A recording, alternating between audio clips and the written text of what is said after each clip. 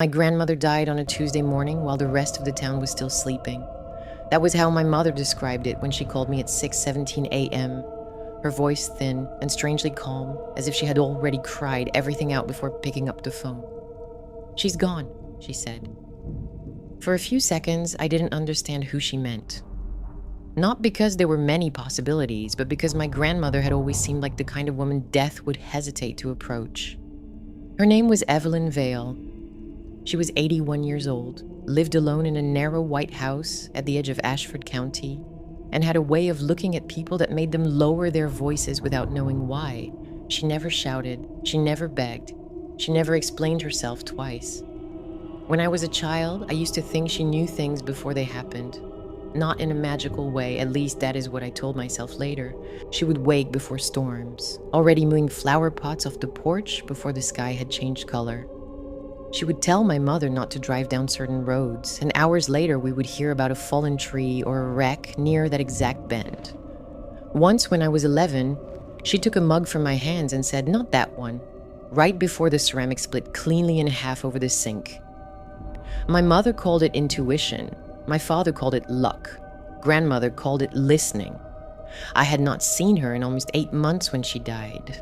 That is the first thing I need to admit. The second is that I had ignored her last message. She left it 3 days before her death. I still remember the red notification on my phone. Her name glowing on the screen while I sat in my apartment surrounded by laundry, unopened mail, and the soft electric hum of a life I kept telling myself was under control. Her message was simple. "Clara, when I'm gone, don't let your mother throw anything away, especially not the cedar box. Promise me." I listened to it once, then I saved it, then I did nothing. At the time, I thought she was being dramatic. Grandmother had always been particular about her things. Her house was full of objects no one was allowed to touch. Dried flowers tied with black thread, old silver keys that opened no visible doors, jars of lake stones arranged by size, and books with pages so thin they looked like pressed skin. So when my mother called, grief came first, guilt came after, and fear came much later. By noon, I was driving north, through rain so fine it seemed suspended in the air instead of falling. The road to Ashford County cut between dark fields and bare-limbed trees, and by the time I reached my grandmother's house, the sky had lowered into a flat sheet of gray. My mother's car was already there. So was my Aunt Lydia's. I sat outside for almost a minute before going in. The house looked exactly as it always had. White siding, black shutters, sagging porch, blue glass wind chimes hanging beside the door. But something was wrong with it. I felt it before I saw anything. The curtains were open. Grandmother never left curtains open. Not after sunset, not during storms, not when no one was inside a room. When I stepped onto the porch, the wind chimes moved, though there was no wind. They gave one soft, delicate note, then went still. Inside, the house smelled of dust, lavender, and something older beneath it, something earthy and cold, like roots pulled from wet soil. My mother was in the kitchen, standing at the sink with both hands gripping the counter. Aunt Lydia was at the table, sorting through a stack of envelopes with the brisk efficiency of a woman determined not to feel anything until the paperwork was done. They both looked up when I entered. My mother's face broke first. I crossed the kitchen and held her while she cried into my shoulder. She looked peaceful, she whispered. "At least there's that." But she didn't sound comforted. Aunt Lydia cleared her throat. "She left instructions," she said. Of course she had. Grandmother had left instructions for everything. What to do with her garden, which funeral home to call, which dress she wanted to be buried in, which hymns were forbidden, which neighbor was not to be allowed inside the house under any circumstances. The list was handwritten in her sharp, narrow script. At the bottom, beneath everything practical, was one final line. "Do not open the cedar box until Clara is here." My mother looked at me then. I knew immediately which box she meant. It had been in grandmother's bedroom for as long as I could remember, kept on the highest shelf of her wardrobe behind folded winter blankets. Dark red-brown wood, brass hinges, no visible lock. Once when I was 7, I asked what was inside. Grandmother had smiled without warmth. "Women," she said. I thought she meant photographs. Maybe in a way she did. We waited until evening. I don't know why. There was no rule saying we had to, but the house seemed to resist the idea of opening it in the daylight, or maybe we did. Maybe some part of all three of us understood that certain things, once opened, do not close again. At 7:43 p.m., we carried the cedar box downstairs and placed it on the kitchen table. Rain tapped at the windows. The overhead light flickered twice. Aunt Lydia muttered, "Old wiring." No one answered. The box opened easily. Inside were letters tied with black ribbon, a small bundle of dried herbs, 3 silver hairpins, a cracked oval mirror, a stack of photographs, and a folded piece of cloth wrapped around something flat. My mother reached for the photographs first. They were old, very old. Some were sepia tone, some were black and white, some were newer Polaroids with faded corners. All of them showed women. Women standing in fields, women beside houses, women holding babies, women seated stiffly in chairs, their hands folded in their laps. At first, I assumed they were relatives. Then I realized something strange. None of them looked old, not one. Every woman in those photographs seemed to be somewhere between 20 and 39. No gray hair, no deep wrinkles, no elderly faces. My mother noticed it too. Her finger slowed as she turned each photograph over. Names had been written on the backs. Mara Vale, 1841. Elsbeth Vale, 1873. Ruth Vale, 1902. Annalise Vale, 1936. Margaret Vale, 1961. Helen Vale, 1988. My mother's breath caught. "Helen," she whispered.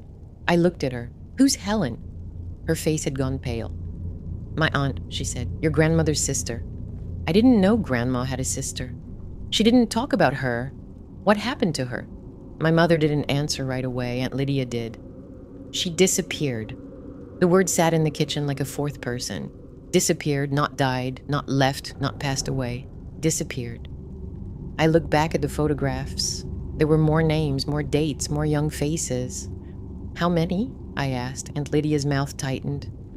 My mother sat down slowly. "I don't know." But she did know. I could see it in her eyes. She knew enough to be afraid. We spent the next 2 hours sorting through the contents of the box. The letters were brittle, many written in handwriting too faded to read clearly. Some were in English, some were in German. One looked like Latin, though I couldn't be sure. The cracked mirror had a black and silver backing, and it felt strangely cold even after I held it for several minutes. The silver hairpins were wrapped in a scrap of paper with one sentence written across it. "For the woman who remembers last." None of us understood what that meant. Then I unfolded the cloth.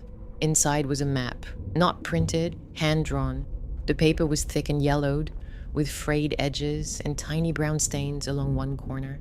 Mountains had been sketched in dark ink. A narrow road twisted between them, ending at a cluster of small squares marked with an unfamiliar name. Velmoro. I read it aloud. The moment I said the name, the kitchen went silent in a way I had never experienced before. Not quiet. Silent. The rain stopped. The refrigerator stopped humming. Even the old clock above the pantry seemed to hesitate between ticks. My mother stood so fast her chair scraped the floor. "Don't say that again." I stared at her. "What?" "That name. You know it." She pressed one hand against her mouth. Aunt Lydia had gone completely still. For the first time that day, she looked frightened. Not sad, not uncomfortable. Frightened. I looked between them. "What is Velmoro?" My mother shook her head.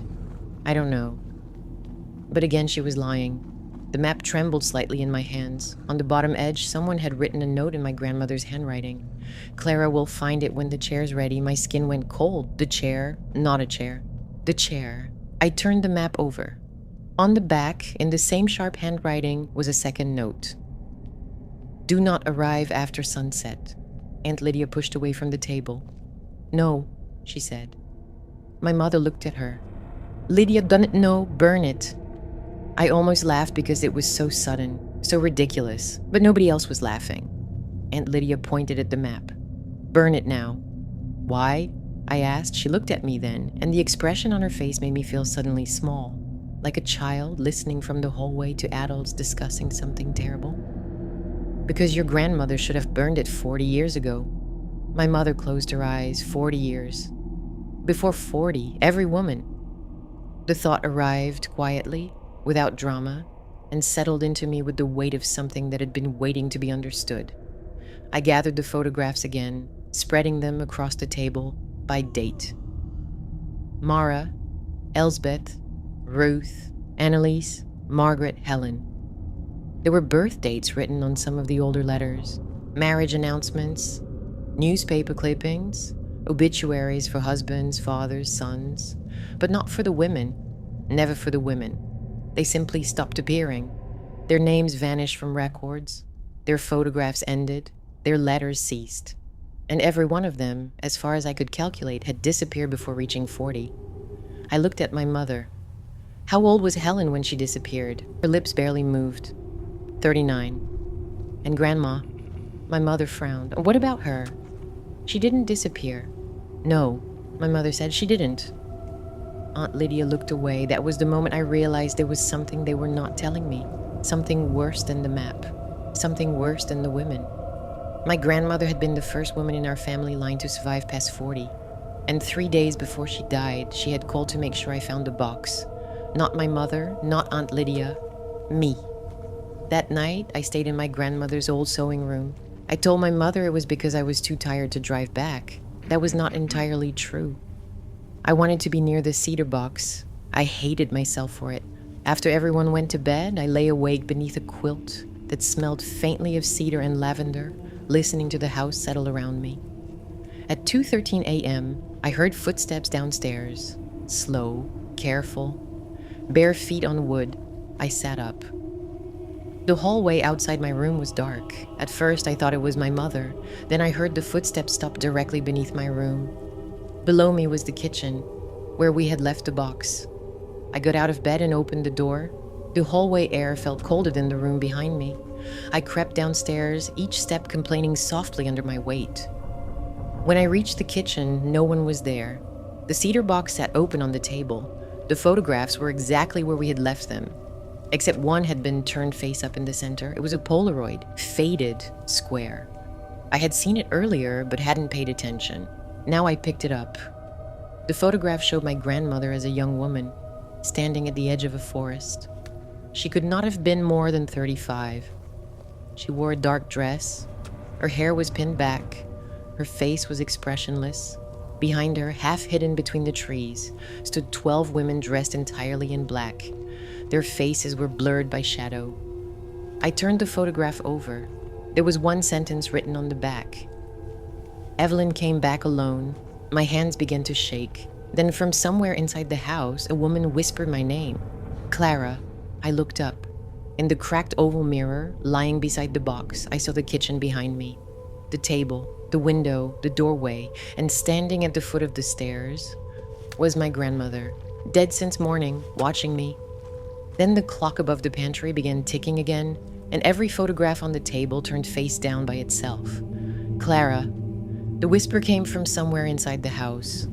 Not from the kitchen, not from the hallway, not from upstairs. It was softer than a voice should have been, and somehow closer than sound itself. I stood frozen beside the table, one hand still resting near the open cedar box. The photographs lay face down around me, every single one. A minute earlier, they had been spread across the table in rows. Now they looked as though someone had calmly turned them over while I watched. I wanted to scream for my mother. I wanted to run upstairs and wake Aunt Lydia, but I couldn't move. The mirror beside the box reflected the kitchen at an angle, the table, the window, the doorway, and the bottom of the staircase. My grandmother was no longer standing there. The stairs were empty, but the mirror still showed a shadow at the edge of the frame. A narrow black shape, almost human, almost hidden beyond the hallway wall. I leaned closer before I could stop myself. The glass had gone completely black around the edges, as though the silver backing had burned from the inside. My reflection appeared only in the center, pale, wide-eyed, not breathing. Then a second face appeared behind mine. I dropped the mirror. It struck the wooden floor with a sharp crack, but it did not break. The sound finally released me. I stumbled backward, knocking one of the chairs into the wall. Upstairs, I heard my mother call out, Clara? I couldn't answer. I was staring at the mirror on the floor. It had landed face up, and in the cracked glass, I could see the kitchen ceiling, the light fixture, the dark wooden beams, and 13 women standing above me.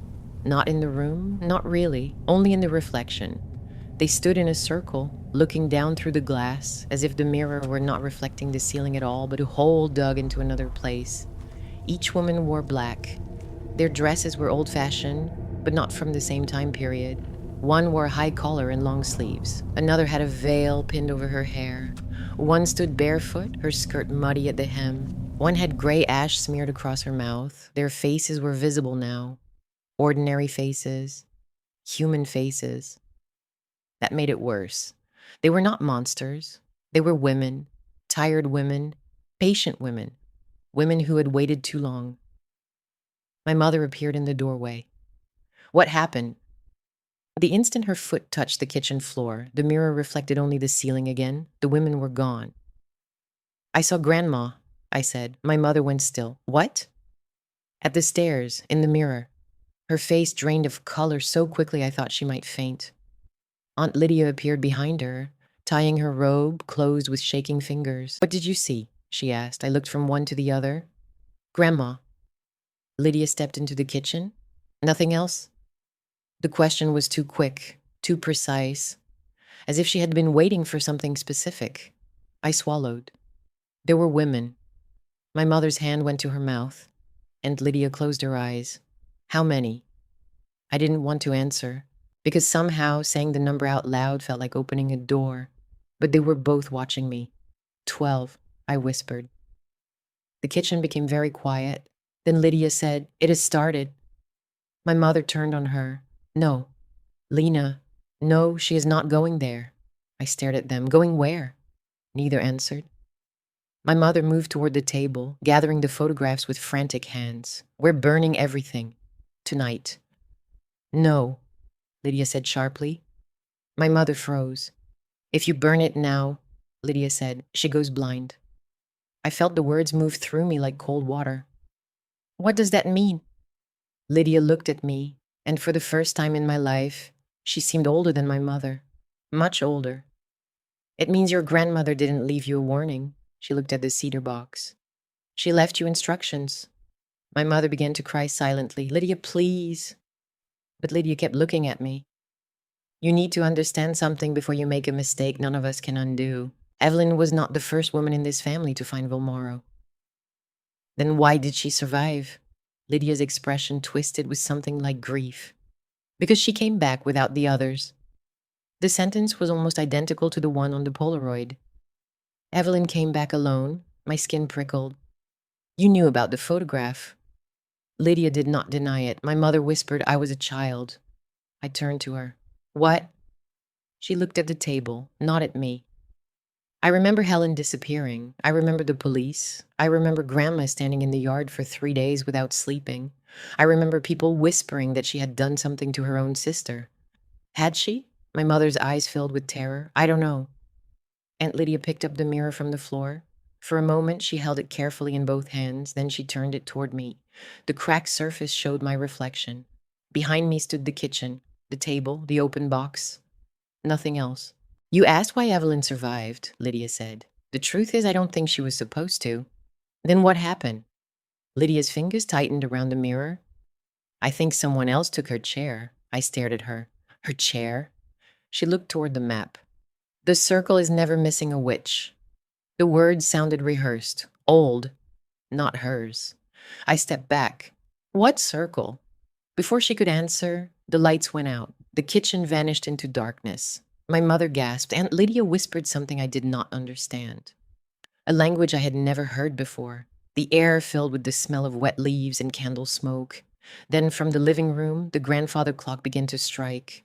Once, twice, 3 times. It was not 3 o'clock. It was 2:17. The clock kept striking. 4, 5, 6. My mother whispered, stop. 7, 8, 9. Aunt Lydia grabbed my wrist. Do not count. 10, 11, 12. The final strike never came. Instead, every window in the house fogged over at once. And on the kitchen window, drawn from the outside by an invisible finger, appeared 13 circles arranged around one empty center. Beneath them, 3 words slowly formed in the condensation. She is late. By morning, the message on the window was gone. The glass was clear. No circles, no words, no trace of condensation. But the house felt different. It no longer felt like my grandmother's house. It felt like a place that had only been pretending to belong to her. My mother had not slept. I could tell by the shadows under her eyes and the way she kept glancing toward the kitchen window as if she expected the words to come back. Aunt Lydia sat at the table, with the cedar box in front of her. The map lay open beside it. She had placed a mug of coffee near her hand, but it had gone cold. No one spoke for a long time. Finally, I said, "What does 'she is late' mean?" My mother closed her eyes. Aunt Lydia did not look up. "It means the date has passed." "What date?" "The one on the map." "There was no date on the map." Lydia's face tightened. She turned the map around and pointed to the bottom corner. At first, I saw only my grandmother's handwriting. "Clara will find it when the chair's ready." Then the ink shifted. I swear to you it moved, like something swimming beneath the paper. Sentence blurred, darkened, rearranged itself, and beneath it appeared a date. Today's date. I stopped breathing. That wasn't there before. "No," Lydia said. "It wasn't ready before." My mother stood suddenly. "I'm calling someone." "Who?" Lydia asked. "I don't know. The police, a doctor, anyone." "And what are you going to tell them?" Lydia's voice sharpened. "That a dead woman wrote on a window, that a map changed itself, that 12 women appeared in a mirror." My mother looked as though she might slap her. Then she turned away, trembling. I stared down at the map. Velmoro sat at the end of its narrow road, surrounded by sketched mountains and a dark forest drawn in careful strokes. The village looked small, too small for the weight it carried. "How do we get there?" I asked. My mother spun toward me. "No, I need to know. You are not going." "I think I already am." The words came out before I could stop them. The room went silent. Aunt Lydia looked at me then, really looked at me, as if she had been waiting for that exact sentence. "What do you mean?" my mother whispered. I swallowed. "I mean, I don't feel like I'm deciding anymore." I expected them to argue, to tell me I was exhausted, to say grief had made me irrational. But neither of them did, because both of them understood. That was worse. Lydia folded the map carefully and slid it toward me. "The nearest modern town is Briar Glen. After that, there's an old logging road. It won't show on your GPS until you're close." "You've been there." "No." Again, too fast. I almost laughed. "You all keep lying the same way." Lydia's expression hardened. "I have never entered Velmoro." "But you know where it is. I know where the road begins." My mother covered her mouth. "Lydia, please." But Lydia ignored her. "If you go, you have to arrive before sunset, not near sunset." "Not around sunset, before. Do you understand?" "Why?" "Because after sunset, the village closes." "What does that mean?" She looked toward the window. "It means the road remembers what it used to be." That was all she would say. By noon, I had packed a small bag, clothes, phone charger, flashlight, my grandmother's map, the cracked mirror, though I told myself I was only bringing it because it might be evidence. Aunt Lydia gave me the 3 silver hairpins. I refused at first. She pressed them into my palm anyway. They belonged to Helen. I looked down at them. The metal was cold and delicate, each pin shaped with a tiny loop at the end. What am I supposed to do with them? If you hear singing, put one under your tongue. I stared at her. She did not smile. My mother began crying then, not loudly, not dramatically, just quietly, with one hand against her chest, as if she were trying to hold herself together from the inside. "I already lost my mother," she said. "I am not losing my daughter, too." I wanted to promise her she wouldn't. But for some reason, the words felt dishonest, so I hugged her instead. She held me too tightly. When she finally let go, she whispered something into my ear. "If you see Helen, don't trust her." I pulled back. "Oh, what?" But her face had already changed. She looked confused, as if she had no memory of speaking. "What did you just say?" I asked. "I didn't say anything." "Mom, I didn't." Her fear was real. That was how I knew she was telling the truth. She had spoken in a voice that was not entirely hers. I left before either of them could stop me. The drive to Briar Glen took nearly 4 hours. At first, the roads were ordinary: gas stations, small towns, fields, road signs. Then the land began to rise. The trees grew thicker, the sky lowered. My phone signal weakened until it disappeared entirely. By the time I reached Briar Glen, the afternoon had turned gray and heavy. It was the kind of town people pass through without remembering. One diner, one gas station, one church with a crooked steeple, and a main street that looked half abandoned. I stopped at the gas station to ask about the logging road. The young man behind the counter was scrolling through his phone when I walked in. He barely looked up, until I said the name. Velmoro. His thumb froze above the screen. The fluorescent lights hummed overhead. "I'm sorry," he said. "I'm looking for the old road to Velmoro." He stared at me. Then he slowly looked toward the back of the store. An older woman stood there, stocking shelves. She had gone completely still. "Never heard of it," the young man said, but the older woman crossed herself. Not like someone making a religious gesture, like someone protecting a wound. I turned toward her. "You know it." She looked at the young man. "Go outside, Daniel." "But now." He obeyed without another word. When the door shut behind him, the woman came closer. She smelled faintly of cigarette smoke and peppermint gum. "Who sent you?" she asked. "No one." "Liar." I opened my bag and showed her the map. She did not touch it. She would not even stand too close. "Where did you get that?" "My grandmother." "What was her name?" "Evelyn Vale." The woman's face changed. For one brief second, she looked almost sorry for me. Then she whispered, "So it finally found the girl." My mouth went dry. "What found me?" She glanced toward the window, though there was no one outside except Daniel pretending not to listen. "You need to turn around." "I can't." "Yes, you can. People always think they can't, but they can. That's the lie it tells first." "What is Velmoro?" The woman shook her head. "A place that should have stayed buried." "Is it real?" She gave a humorless laugh. "Real places are the safest ones." I unfolded the map further. "Please, I need to know where the road is." "No, sweetheart. What you need is to go home, lock your doors, cover every mirror, and burn anything your grandmother left you." My aunt said burning it would make me go blind. The woman went pale. "Who is your aunt?" "Lydia Vale." She took a step back. "Lydia should have died with the others." The word struck me like a slap. "What others?" But the woman had already turned away. "I won't tell you how to get there." "Then tell me why every woman in my family disappeared." She stopped. For a long moment, only the hum of the refrigerators filled the store. Then she said, without turning around, "The circle is never missing a witch. If one leaves, another is chosen." I felt the sentence pass through me like something remembered. I've heard that before. "You'll hear it again." "From who?" She looked back at me. "From your own mouth, if you keep going." Outside, the sky had darkened. I checked the time. 4:18 p.m. Sunset was less than 3 hours away. The woman noticed. Her voice dropped. "If you insist on finding the road, don't follow the signs." "What signs? You'll see them. They'll be wrong." She hesitated, then pointed through the window toward the mountains. "Take Route 9 north until the pavement ends. When you see the white chapel, do not stop. When you see the cemetery, do not count the graves. When the trees bend toward the road, keep your eyes on the dirt." I repeated the directions under my breath. "And after that?"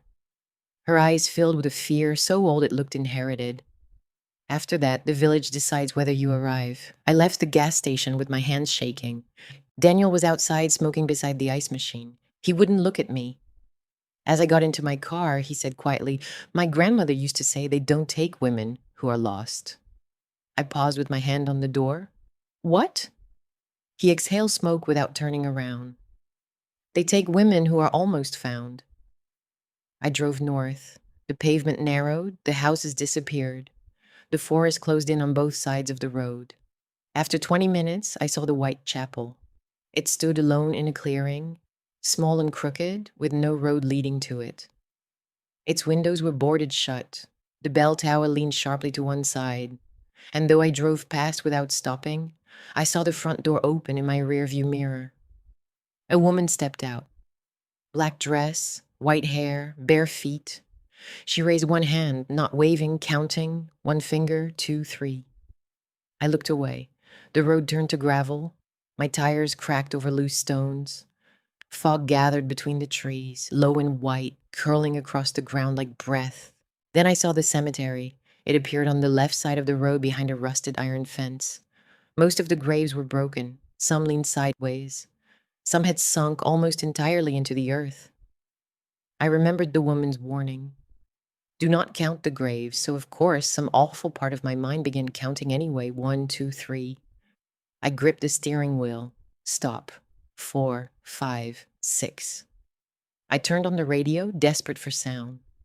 Only static came through. Then, beneath the static, I heard singing. A woman's voice, distant, soft, beautiful. I nearly slowed down. The song was familiar. That was the worst part, not because I had heard it before, because I knew the words. My mouth began moving on its own, not singing, remembering. I slammed one hand over my lips and fumbled for the silver hairpins with the other. If you hear singing, put one under your tongue. It was insane, but so was everything else. I took one pin, placed it beneath my tongue, and almost gagged at the bitter metallic cold. The singing stopped instantly. So did the radio static. For one perfect second, the car was silent. Then my GPS, which had shown no signal for nearly an hour, turned on by itself. The screen displayed only one instruction. Arrive before you remember. The road bent sharply. The trees leaned inward. Their branches crossed above me like fingers. I lowered my eyes to the dirt road, just as the woman had told me. Do not look at the trees. Do not look at the signs. Do not count the graves. The road descended into fog. For a while, there was nothing but the sound of gravel beneath my tires and my own breathing. Then the fog thinned, the trees opened, and Velmoro appeared below me in the valley. A small mountain village, stone houses, narrow lanes, a church spire rising black against the gray sky. No smoke from chimneys, no animals, no people, no movement at all. My clock read 6:41 p.m. Sunset was close. I drove down the final slope and stopped beside the first house. The engine died before I turned the key. Not stalled. Died. The silence after it was enormous. I stepped out of the car.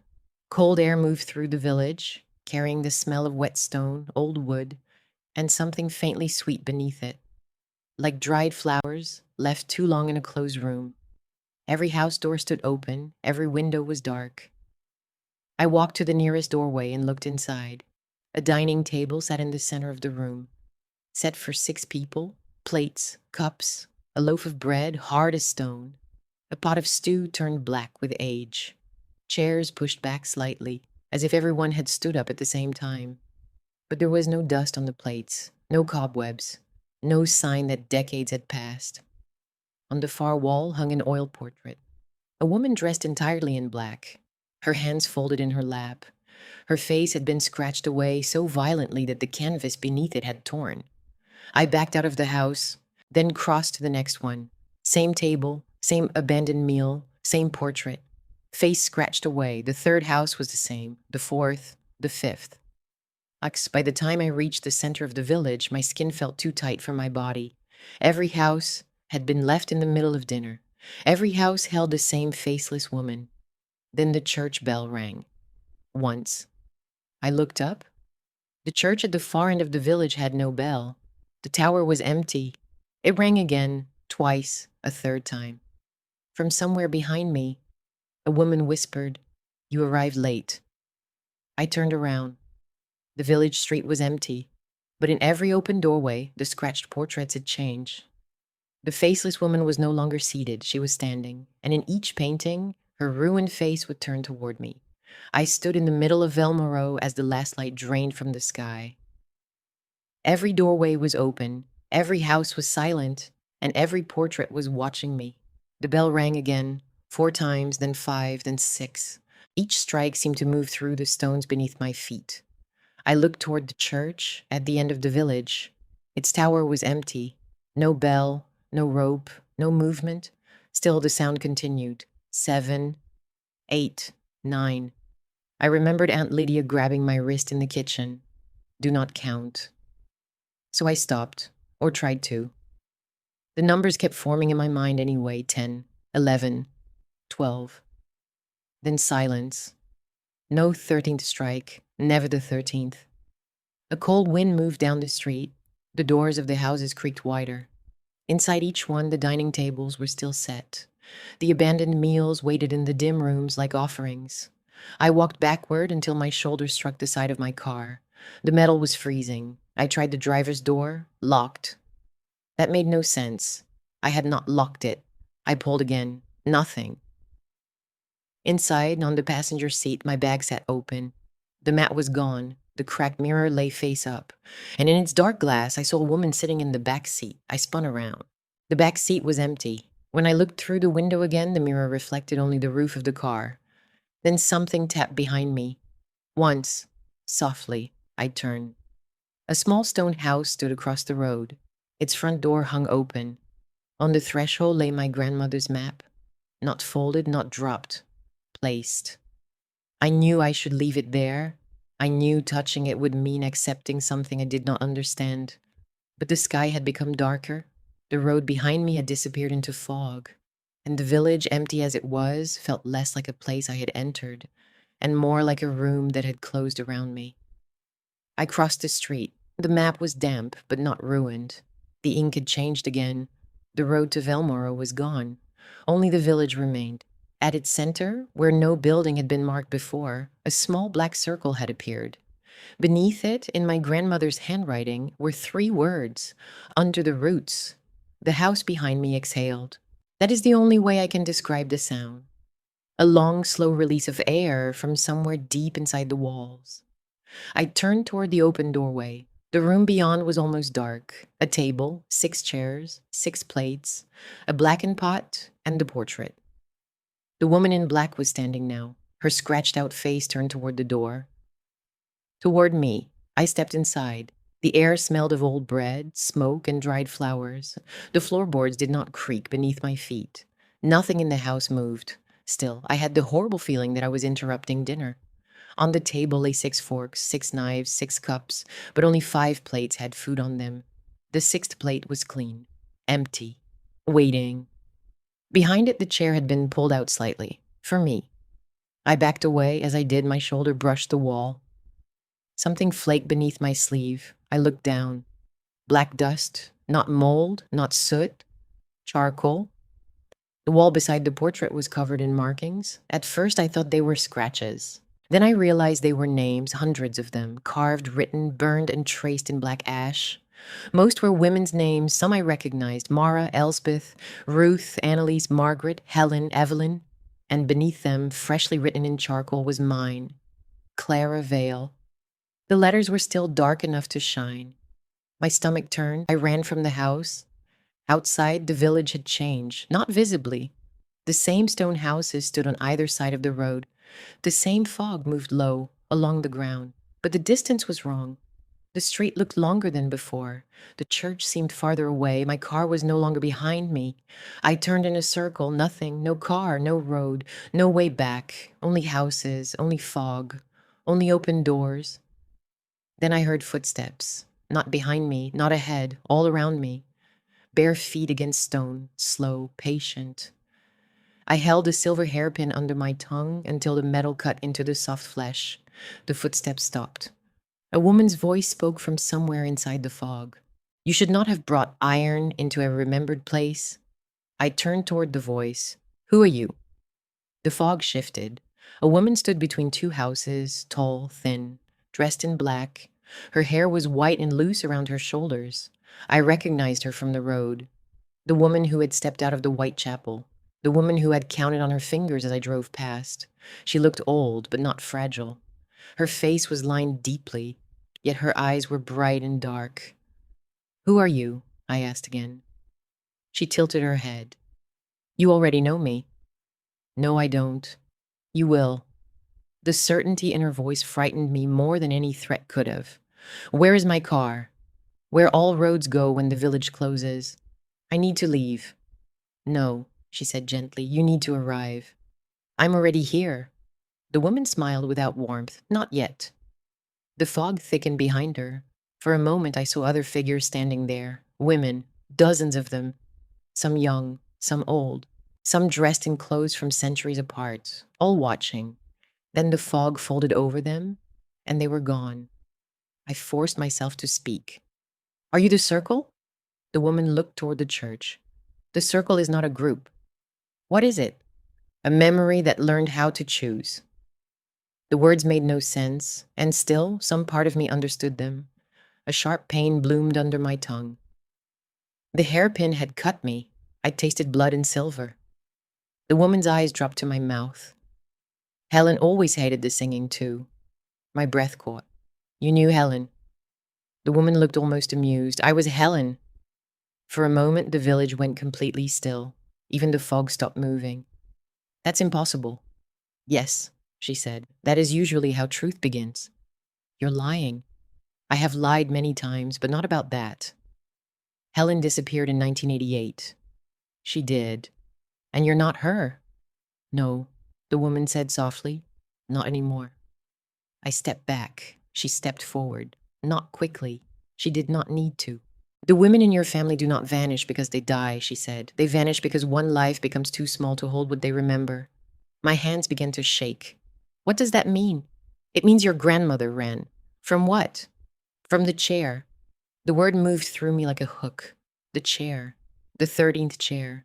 The one waiting. The old woman pointed toward the far end of the village. Past the church. Past the cemetery wall. Toward the black line of dead trees rising behind it. Their branches twisted together above the ground like broken hands. Under the roots, she said. I looked down at the map. The black circle pulsed faintly in the paper, as if something beneath the ink had a heartbeat. I'm not going there. The woman's face softened. For one terrible moment, she looked almost kind. You already did. Then she lifted her hand and touched 2 fingers to her forehead. A memory opened inside me. Not like a thought, not like imagination, like a door. I was suddenly standing in the same village, but it was alive. Smoke rose from chimneys. Children ran between houses. Women carried baskets through the street. Men repaired a wagon near the well. The church bell rang in the distance. I looked down and saw my hands. They were not my hands, older, rougher. A silver ring on the thumb. Someone called a name. Not Clara. Mara. I blinked. The vision vanished. I staggered backward, gasping. The old woman lowered her hand. The first memories always arrive as places, she said. Later, they arrive as guilt. I pressed one hand against my chest. What did you do to me? Nothing the village had not already begun. I don't want this. No one ever does. The church bell rang again. Only once. The old woman turned sharply toward the dead trees. Her expression changed. For the first time, I saw fear in her. You are later than I thought. What happens now? She looked back at me. Now you find the chapel before the chair learns your name completely. My name is already on the wall. That was your family name. She stepped closer. Her voice dropped to a whisper. When the chair knows the name you call yourself in the dark, you will sit willingly. A sound came from the houses, wood scraping against wood. One by one, inside every open doorway, chairs begin moving, slowly, dragging themselves away from the dinner tables, turning toward the street, toward me. The old woman grabbed my wrist. Her hand was cold and terribly strong. Run, she said. This time I did. I ran. Not because I understood what was happening, because every instinct I had left was screaming that if I stopped, the village would catch up to me. Behind me, the scraping continued. Wood against stone, slow, steady, patient. I didn't look back. The old woman had pointed toward the dead trees beyond the church, and somehow my feet knew the way before my mind did. The church stood at the edge of the village. Up close, it looked older than the houses. Its stone walls were cracked from top to bottom, and thick roots had burst through the foundation, as if the forest had been trying to reclaim it for centuries. The front doors hung open. Inside, rows of broken pews faced an empty altar. There was no cross, no candles, only dust and silence. The bell tower overhead had no bell. Yet somewhere above me, another deep toll echoed through the stone. I stopped beneath the center of the chapel. The sound wasn't coming from above, it was coming from below. A narrow staircase descended behind the ruined altar. I switched on my flashlight. The beam reached only a few steps before darkness swallowed it. The air smelled of damp earth and old limestone. As I descended, the temperature dropped sharply. Every few steps, I found strange symbols carved into the walls: circles, lines, hands, eyes with no pupils. And always, 13 small marks carved beside them. At the bottom of the stairs, the passage opened into a circular chamber. I froze. The room matched the image that had flashed through my mind the moment I first touched the map. 13 wooden chairs stood in a perfect circle. 12 were occupied only by dust. The 13th remained empty. Above every occupied chair was a carved name: Mara, Elspeth, Ruth, Annalise, Margaret, Helen, Evelyn, and others I had never heard before. The empty chair bore no name, only today's date, exactly as it had appeared on the map. The old woman entered the chamber behind me without making a sound. "You found it," she said. "I didn't find anything," I whispered. "It called me." She nodded. "It always does." I stepped toward the empty chair. The wood looked worn smooth, as though countless hands had rested upon its arms. Then I noticed something lying on the seat: an old leather journal. Its cover was cracked. A silver clasp held it closed. Across the front, pressed into the leather in faded gold letters, was a single name: Evelyn Vale, my grandmother's diary.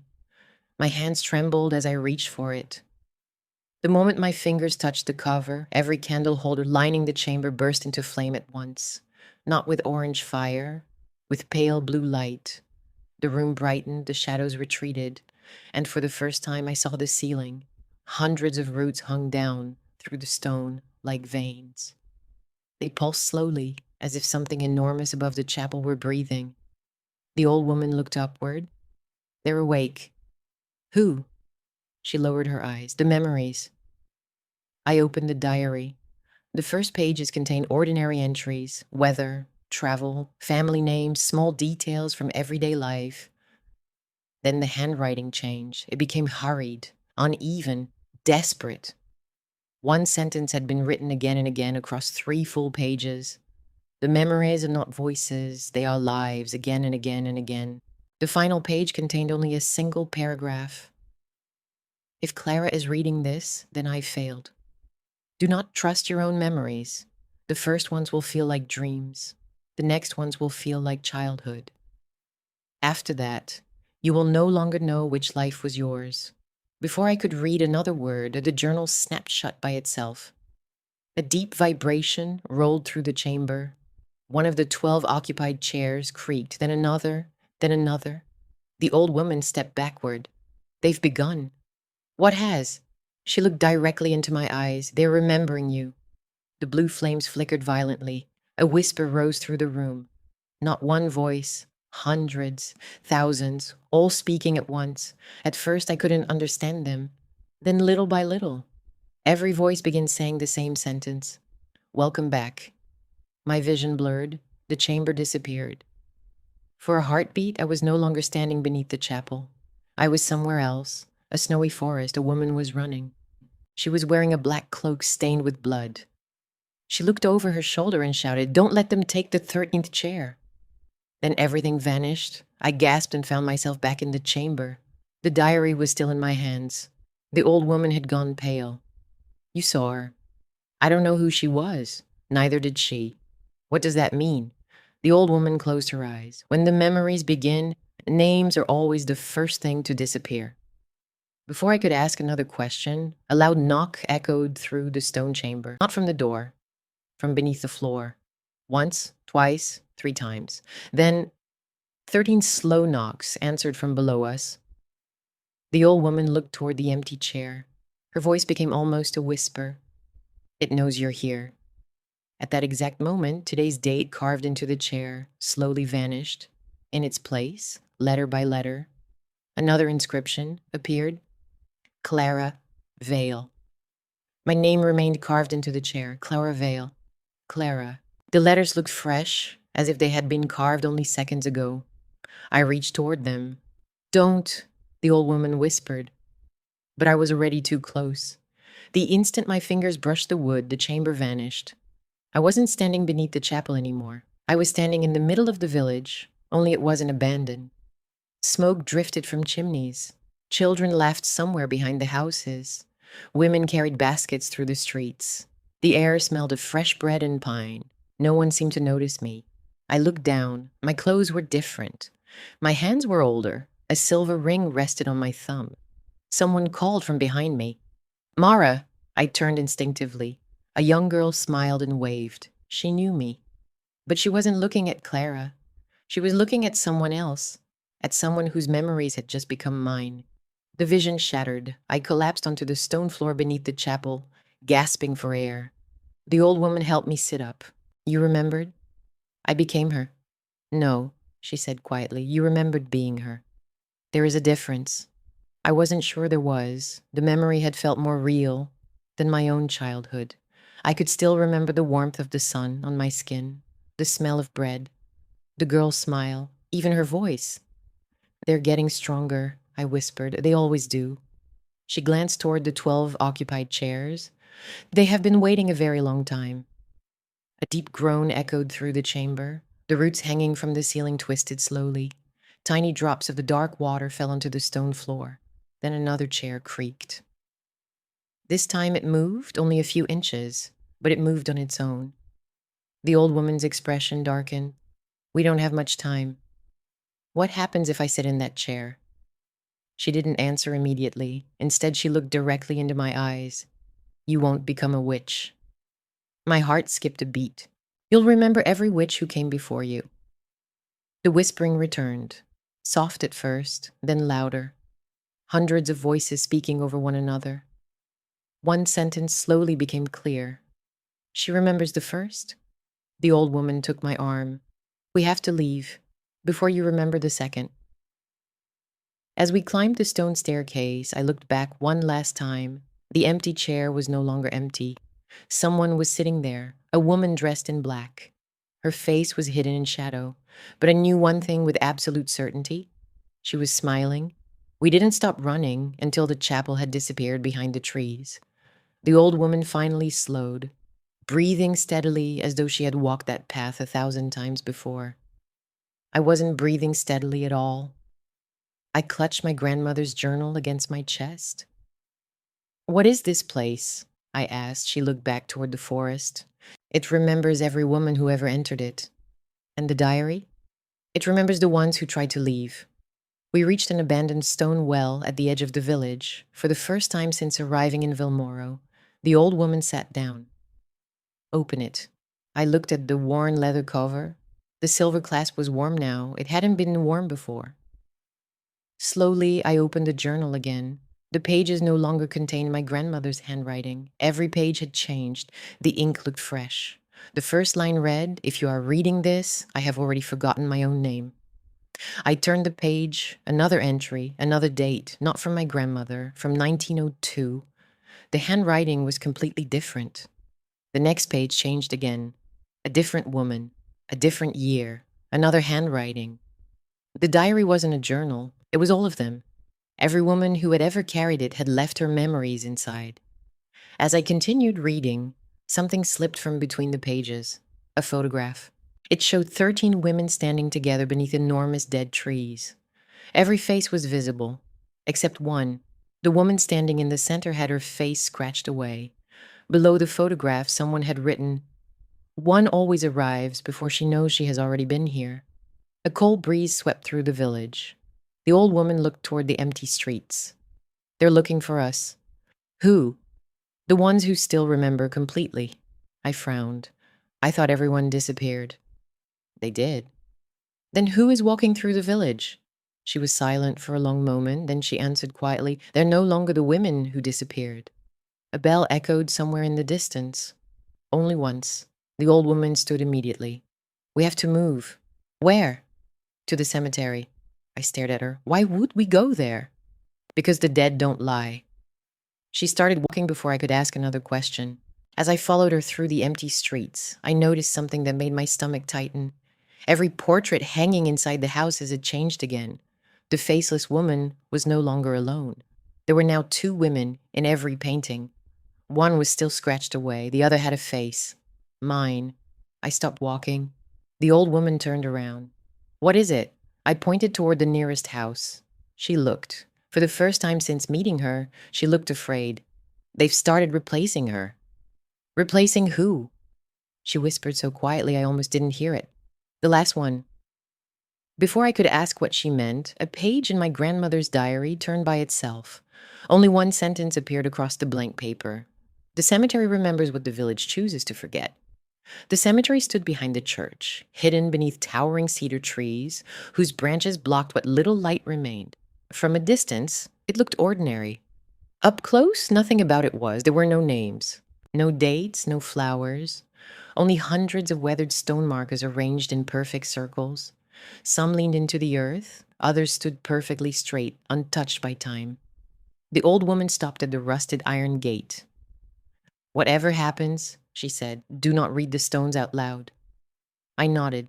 Then I noticed something strange. Every marker was blank, not worn smooth, blank, as though no names had ever been carved there. We stepped inside. The air became colder immediately. Even the wind seemed unwilling to enter.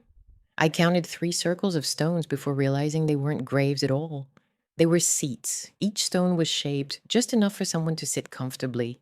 A circle. Just like the chamber beneath the chapel. Just like the 13 chairs. I pulled my grandmother's diary from my bag. The pages began turning on their own. One stopped halfway through the book. Only a single sentence was written there. Not every witch is buried. The ground beneath my feet trembled. Softly. Almost like a heartbeat. I looked down. Tiny cracks spread through the soil. Something silver glimmered beneath the dirt. Without thinking, I knelt and brushed the earth away with my hand. It wasn't a bone. It wasn't metal. It was a mirror. Perfectly round. Buried face up beneath the ground. Then I noticed another and another. Dozens of mirrors, hidden beneath nearly every stone. The old woman closed her eyes. They're waking. What are they? They're not mirrors. She opened her eyes. They're memories. I looked into the glass beneath my feet. At first, I saw only my reflection. Then it changed. A little girl stood where I should have been. She couldn't have been older than 8. She smiled at me. I've been waiting, she said. I know you? You will. She reached toward the glass from the other side. Our fingertips almost touched. The mirror rippled like a water. I jerked my hand away. The reflection vanished instantly. My heart pounded. Who was she? The old woman stared at the buried mirror. You. I laughed nervously. No, not yet. The answer chilled me more than anything else she had said. A sudden gust swept through the cemetery. Every buried mirror reflected something different. Different women. Different centuries. Different faces. All of them turned toward me at the same moment. None of them spoke. They simply watched. Then slowly, every reflection raised one hand. Not to wave, to point, toward the forest beyond the cemetery, where the dead cedar trees stood tangled together. Their enormous roots disappeared beneath the earth, like the legs of something sleeping. The old woman's face lost all color. She whispered only 3 words. They found us? From somewhere beneath the roots? I heard a chair scrape across stone. We ran toward the trees. The scraping beneath the ground followed us, slow, heavy, closer with every step. The dead cedars formed a circle around a hollow in the earth. Their roots twisted together like giant fingers protecting something beneath them. In the center stood a narrow stone staircase. The old woman didn't hesitate. This is where it began. We descended in silence. At the bottom was a small circular chamber, unlike the one beneath the chapel. There were no chairs, only a stone pedestal. Resting on it was a black wooden box. No lock, no dust, waiting. I opened it. Inside lay 13 silver rings. Only 12 were tarnished.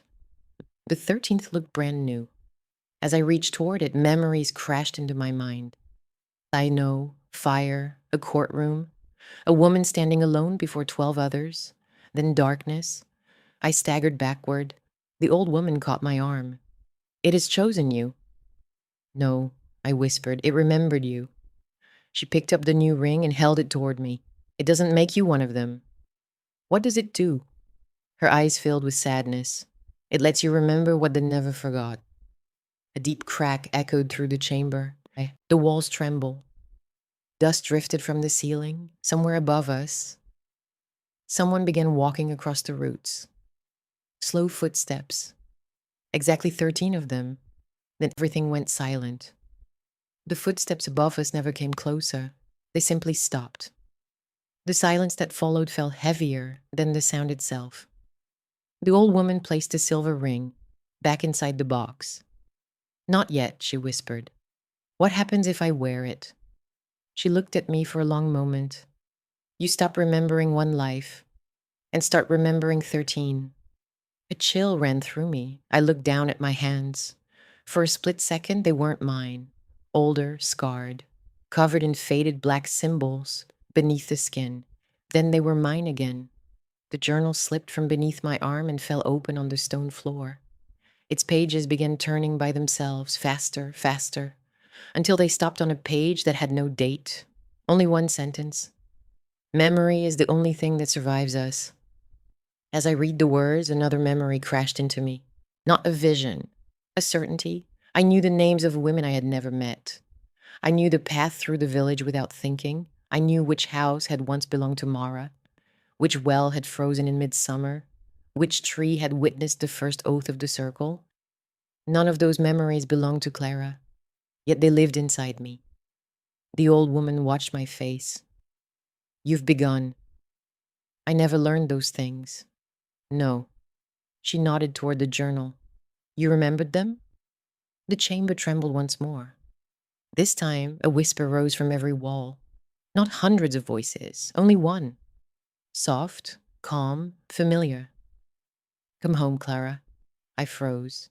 It was my grandmother's voice. The old woman closed the journal. "We have very little time." "Time for what?" She looked toward the staircase.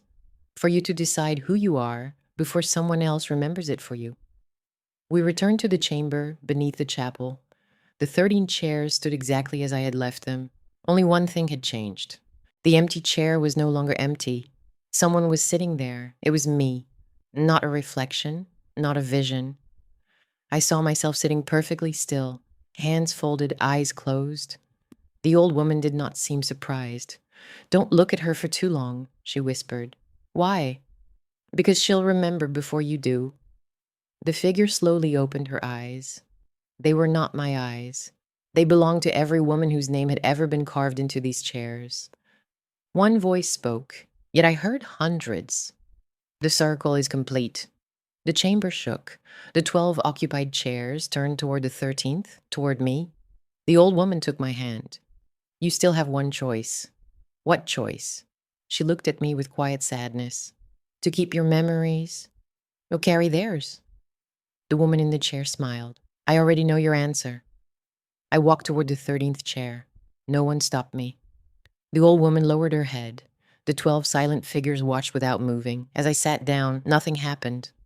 No light, no scream, no darkness, only memories. Thousands of them. I remembered winters I had never lived through, languages I had never learned, faces I had never met, trials, betrayals, rituals, farewells. Every woman who had carried the memories before me became impossible to separate from my own thoughts. I finally understood. The witches had never been immortal. Only their memories were. Each generation believed she was becoming someone else. But no one was possessed. They simply remembered lives that were no longer their own. The old woman smiled sadly. "I told you." I looked at her. "Who are you?" She answered without hesitation. "I don't remember anymore." And for the first time, I believed her. When I opened my eyes again, I was standing alone. The village was empty. The chapel had collapsed. The 13 chairs were gone. Only my grandmother's journal remained. I opened it. Every page was blank, except the last. A single sentence slowly appeared beneath my fingertips. "Your turn to remember." Months later, search teams would report finding the abandoned mountain village. They would discover empty houses, dinner tables still set, portraits with their faces scratched away, but they would never find me. Sometimes I wonder whether Clara Vale disappeared that evening, or whether she simply became impossible to distinguish from the women who came before her. Because even now, when I close my eyes, I can remember my first childhood perfectly. I just don't know which one.